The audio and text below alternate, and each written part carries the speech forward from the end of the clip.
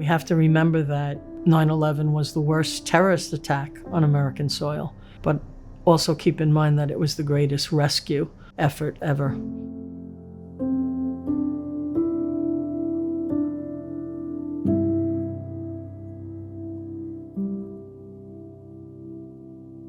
Thousands of officers responded that morning, many of them women. This is their story, told for the first time. Our training is to run toward whatever is a safety issue for others. And once you get there, make sure you mitigate the circumstances. That's the NYPD, and that's what we do.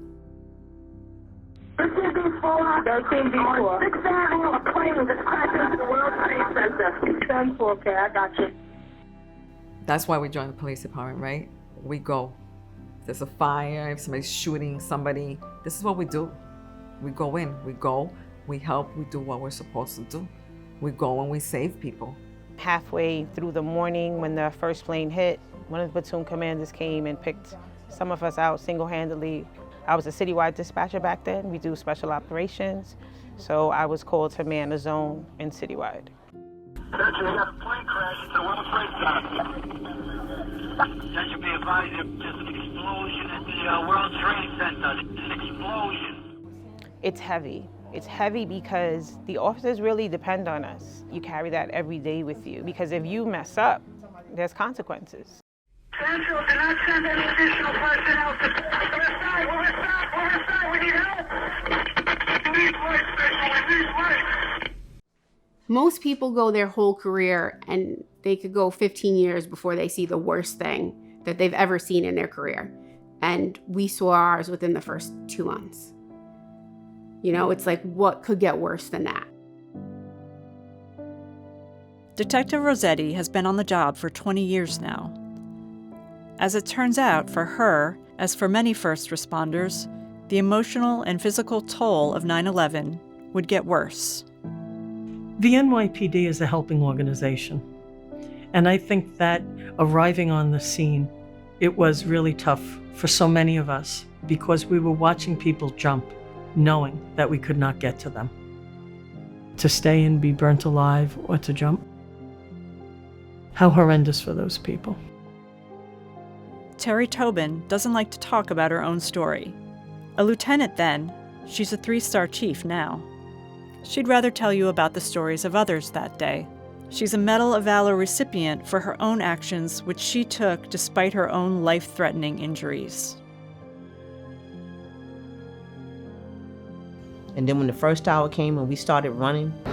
A huge explosion now raining debris on all of us. We better get out of the way. And I was moving and I couldn't run no more. And I just ducked behind a black Cherokee Jeep with the gentleman. And I said, don't move. He stood up and the debris took him off the street. When the North Tower collapsed, I was on Vesey Street. This billow of smoke came from the building and this loud screeching noise that was ear-piercing. Once the tower collapsed, that smoke just encompassed everyone.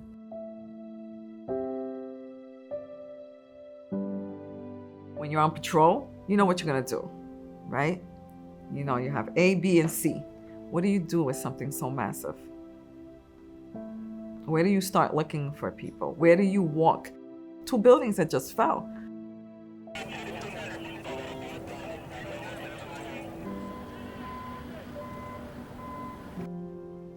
You're on adrenaline the whole time. That's all I can say, right? You're like on this autopilot kind of thing, right? And I'm like, oh my God, there's a tire there. Like, yeah, that's the tire from the plane. And even to this day, to settling into your mind of how this actually happened, on how we were so badly attacked and we lost so many people. And then how to prevent it, you know, how to make sure that nothing like this would ever happen again in the future. Many of the women who responded that day are now part of the leadership of the NYPD. Their experience and memories are now part of our institutional knowledge, and they're a part of the future of the NYPD. You want to help. You want to make some kind of normalcy, or you want to make things better, or you just want to help. Retired Detective Malkentis worked at the morgue that was set up at the Manhattan Medical Examiner's Office to identify remains. She also worked at Fresh Kills Landfill, where bone fragments were slid down conveyor belts, collected, and sent to that morgue, where they are all still being identified today. You didn't know how long it was going to last, and you also didn't know you were going to be putting in 12, 14-hour days there. A good day at work would be finding some kind of identification, bones, anything that looked like skin or blood, anything, so they'd be able to identify, bring it to the morgue or wherever. I mean, that was a good day finding stuff. In retrospect, it was really a sick day, but you had no idea what you were going to find. So far, of the 2,753 victims, 1,647 have been identified. Roughly 40% remain unidentified. I mean, let's be honest, we breathed in human body parts, asbestos, dust, fuel, gas, like the lights from the headlights of the cars. Like, we all sucked that stuff in. It didn't matter if you were there for a day or a year, whether you had a mask or not, you just did. And then you took all that stuff home with you on your clothes. We were all there for each other. You had people sitting on the floor exhausted, you had people in tears, you had people laying in church pews. You just really tried to be there for them. The people who died on 9/11 have a very special place in our hearts because of their immediate response to such a devastating situation. The guardian angels that we have now, that's what I call them, the 23. Moira Smith was the only female NYPD officer to die on 9/11. Since then, 35 women have died, and nearly 270 women are suffering from 9/11 related illnesses. And unfortunately, the 23 has manifested into more due to all the toxins in the air. There have been so many people, part of our NYPD family, that have suffered as a result of 9/11 related illnesses. And with the people who have passed since that awful day, their families have suffered along with them. Officer Patterson Bohannon raced from home to Ground Zero that day. Soon she would spend months picking through the pile to find the clues that could help families identify their loved ones. It cost her her life. Today, her daughters, Crystal and Victoria, proudly continue in their mother's footsteps. When you hear about 9/11, you think of the individuals who died when the towers collapsed or that died in the plane, but you don't hear about the aftermath and the effects of it, of people dying years later. This is, still going on, and people are still being diagnosed and still getting sick. At the end of 2020, there were 269 members who had passed from 9/11 related illnesses. So far, we've had 82 more cases that are pending. And probably by the end of 2021, the number of people who have died from World Trade Center related illnesses will approach 400.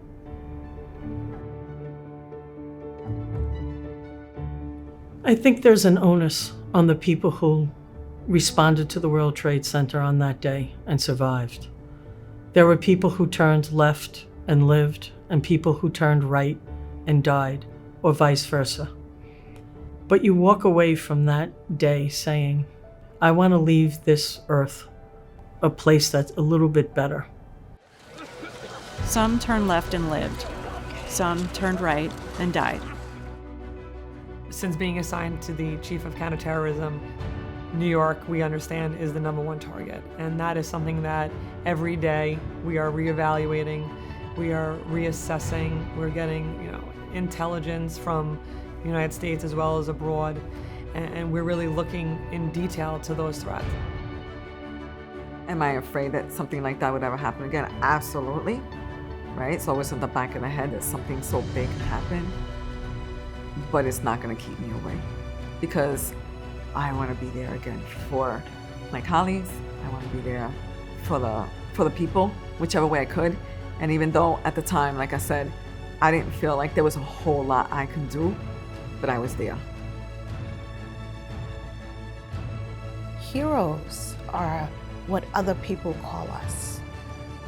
We actually see ourselves as police officers that's there to make sure people are safe.